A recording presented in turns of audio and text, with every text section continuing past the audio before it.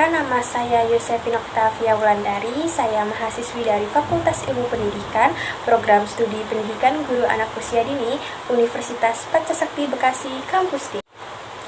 Di mana video ini saya buat bertujuan untuk memenuhi tugas ujian akhir semester 1 dalam mata kuliah PKN yang dibimbing oleh Ibu Tin Hartini MPD. Dalam video ini saya akan menyampaikan resume mata kuliah PKN. Pancasila sebagai pendekatan filsafat secara etimologis.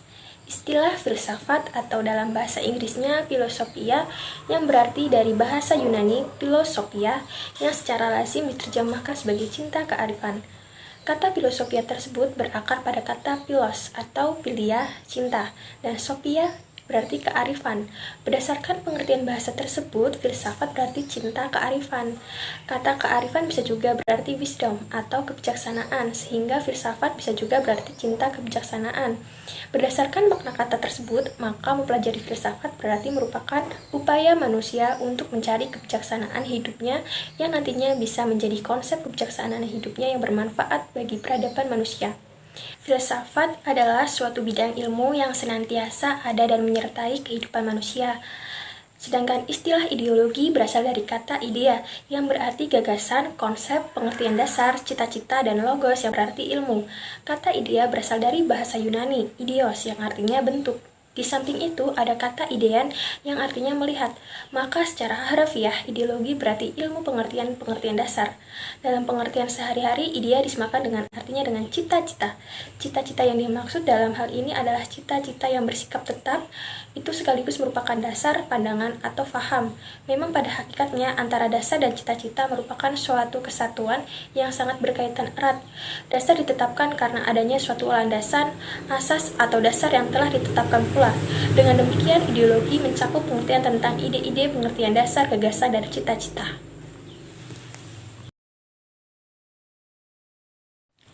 Nilai dan moral. Nilai adalah suatu bobot atau kualitas perbuatan kebaikan yang terdapat dalam berbagai hal yang dianggap sebagai barang atau sesuatu yang berharga, berguna, dan memiliki manfaat. Sedangkan norma adalah aturan sebagai petunjuk hidup bagi individu dalam masyarakat.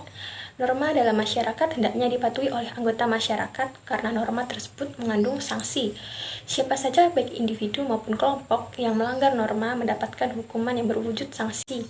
Antara lain sanksi agama, sanksi susila, sanksi moral bagi pelanggar kesopanan, hukum, atau kebiasaan masyarakat.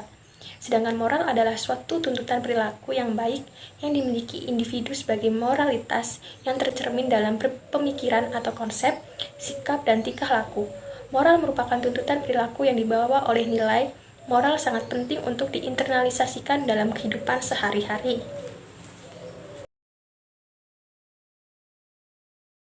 Politik diartikan sebagai proses kekuasaan pemerintah, baik lembaga eksekutif, lembaga legislatif, dan yudikatif.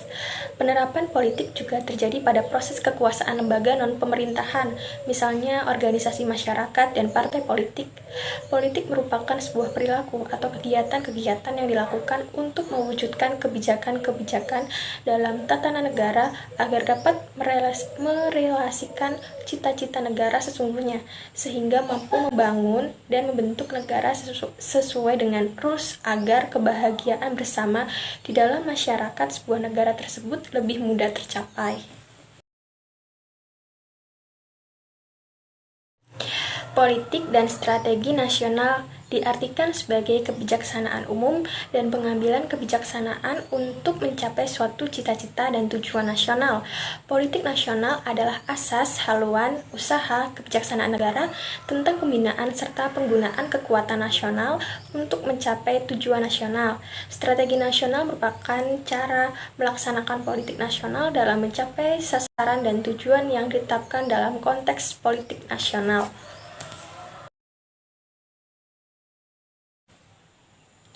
Hak asasi manusia atau HAM adalah seperangkat hak yang melekat pada hakikat dan keberadaan manusia sebagai makhluk Tuhan yang Maha Kuasa dan merupakan anugerahnya yang wajib dihormati, dijunjung tinggi, dilindungi oleh negara, hukum, pemerintahan, dan setiap orang demi kehormatan serta perlindungan harkat dan martabat manusia.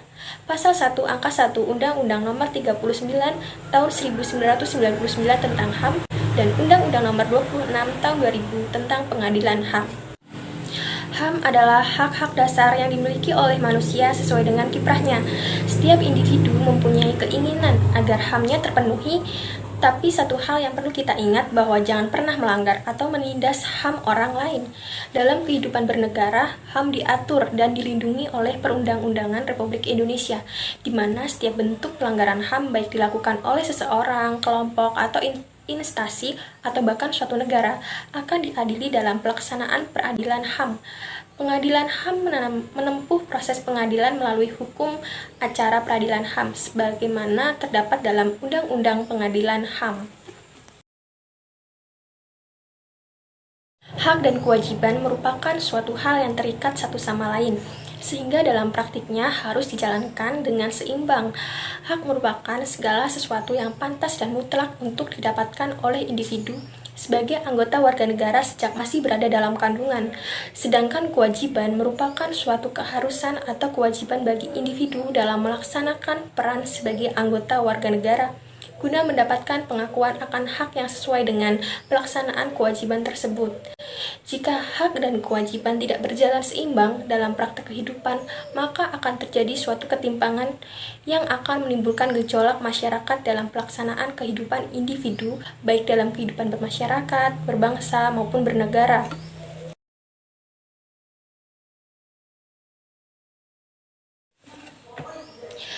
Demokrasi Pancasila diartikan demokrasi yang bersumber pada kepribadian dan falsafah hidup bangsa Indonesia yang ketentuannya diatur oleh Undang-Undang Dasar 1945 dengan karakter sebagai berikut.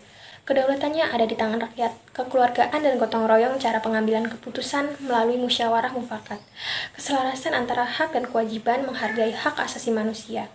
Tidak dikenal namanya di aktor mayoritas, mendahulukan kepentingan rakyat.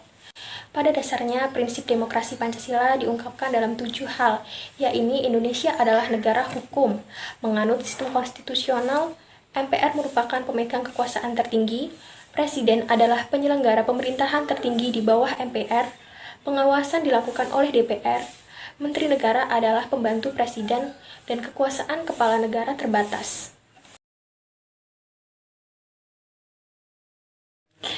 Negara Indonesia pada hakikatnya menganut prinsip rule of law yang sejalan dengan pengertian nom kreatif, yaitu kekuasaan yang dijalankan oleh hukum atau nomos.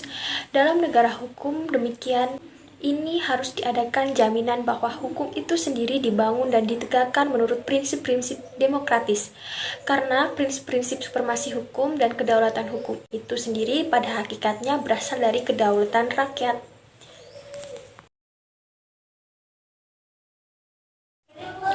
Pendidikan demokrasi adalah pendidikan yang memberikan kesempatan yang sama kepada setiap anak untuk mendapatkan pendidikan di sekolah sesuai dengan kemampuannya. Pengertian demokrasi di sini mencakup arti baik secara horizontal maupun vertikal. Maksud demokrasi secara horizontal adalah bahwa setiap anak tidak ada kecualinya mendapatkan kesempatan yang sama untuk menikmati pendidikan sekolah. Hal ini tercermin pada UUD 1945 pasal 31 ayat 1, yaitu tiap-tiap warga negara berhak mendapatkan pengajaran. Sementara itu, demokrasi secara vertikal adalah bahwa setiap anak mendapatkan kesempatan yang sama untuk mencapai tingkat pendidikan sekolah yang setinggi-tingginya sesuai dengan kemampuannya.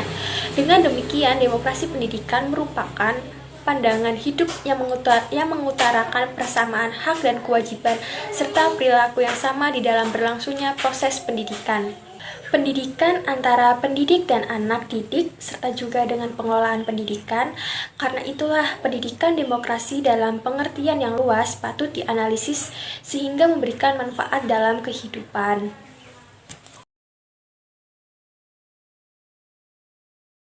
Masyarakat Madani. Istilah Madani menurut Munawir 1997 sebenarnya berasal dari bahasa Arab, Madaniti.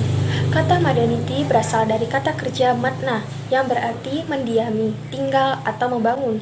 Kemudian berubah istilah menjadi Madaniti yang artinya beradab. Dengan demikian, istilah Madani dalam bahasa Arab mempunyai banyak arti. Pendapat yang sama dikemukakan oleh H. 1998 yang menyatakan bahwa masyarakat Madani identik dengan civil society, artinya suatu ide, angan-angan, bayangan, cita-cita, suatu komunitas yang dapat terjawantahkan ke dalam kehidupan sosial. Dalam masyarakat Madani, pelaku sosial akan berpegang teguh pada peradaban dan kemanusiaan, yaitu masyarakat yang demokratis, menjunjung tinggi etika dan moralitas, transparan, toleransi, berpotensi, aspiratif, bermotivasi, berpartisipasi, konsisten, memiliki perbandingan, mampu berkoordinasi sederhana, sinkron, integral, mengikuti emansipasi dan hak asasi, namun yang paling dominan adalah masyarakat yang demokrasi. Geostrategia. Geostrategia berasal dari kata geo yang berarti bumi dan strategia diartikan sebagai usaha dengan menggunakan segala kemampuan atau sumber daya, baik sumber daya manusia maupun sumber daya alam, untuk melaksanakan kebijakan untuk mengembangkan potensi. Konsepsi geostrategia Indonesia, kekuatan nasional yang ditujukan demi keamanan dan menjaga keutuhan kedaulatan negara Indonesia dan pembangunan nasional dari kemungkinan gangguan yang datang dari dalam maupun dari luar negeri. Untuk mewujudkan geostrategis, Indonesia akhirnya dirumuskan bangsa Indonesia dengan Ketahanan Nasional Republik Indonesia. Ketahanan nasional adalah suatu kondisi dinamis suatu bangsa yang berisi keuletan dari ketangguhan yang mengandung kemampuan mengembangkan kekuatan rasional dalam menghadapi dan mengatasi segala ancaman, gangguan, hambatan, dan tantangan, baik yang datang dari luar maupun dari dalam negeri, yang langsung mampu tidak langsung membahayakan integritas, identitas, kelangsungan hidup bangsa dan negara, serta perjuangan dalam mengejar tujuan nasional Indonesia.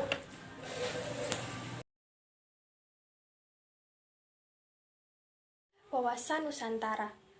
Wawasan Nusantara adalah cara pandang suatu bangsa yang telah menegara tentang diri dan lingkungannya dalam eksistensinya yang serba terhubung atau interaksi dan interrelasi, serta pembangunannya di dalam bernegara di tengah-tengah lingkungan, baik nasional, regional, maupun global. Suatu bangsa dalam menyelenggarakan kehidupan tidak terlepas dari pengaruh lingkungannya, yang didasarkan atas hubungan timbal balik atau kait-mengait antara filosofi bangsa, ideologi, aspirasi, dan cita-cita yang dihadapkan pada kondisi sosial masyarakat, budaya, dan tradisi keadaan alam dan wilayah serta pengalaman sejarah. Otonomi daerah. Otonomi daerah adalah kewenangan daerah otonom untuk mengatur dan mengurus kepentingan masyarakat setempat meniru prakasa sendiri berdasarkan aspirasi masyarakat sesuai dengan peraturan perundang-undangan nomor 32 tahun 2004 tentang pemerintahan daerah.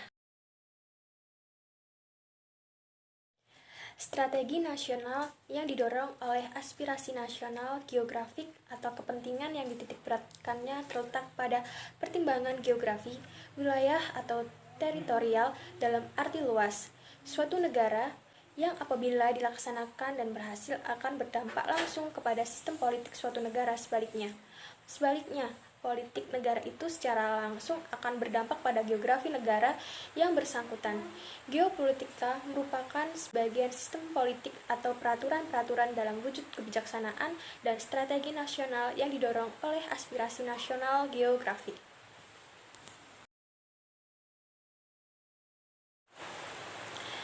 Sekian resume materi mata kuliah PKN yang saya sampaikan. Apabila masih kekurangan dan banyak kesalahan dalam tutur kata dan penyampaian, saya mohon maaf.